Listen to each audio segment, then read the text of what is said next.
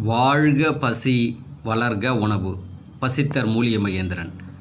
இன்று ஒரு மூலிகை பார்ப்போம். பூனை மீசை.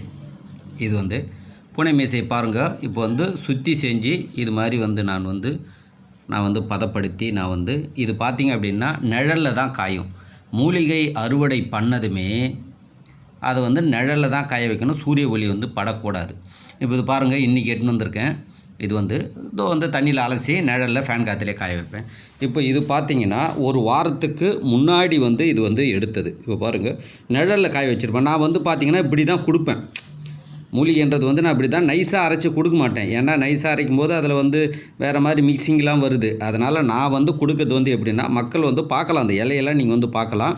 இது மாதிரி தான் நான் பதப்படுத்தி கொடுக்குறேன். பூனை மீசை இது கிட்னிக்கு ஆரோக்கியத்தை கொடுக்கும். இது வேணும்னா தொடர்பு கொள்ளுங்க. 8939238922 பசித்தர் மூலிகை மகேந்திரன். நன்றி, மகிழ்ச்சி.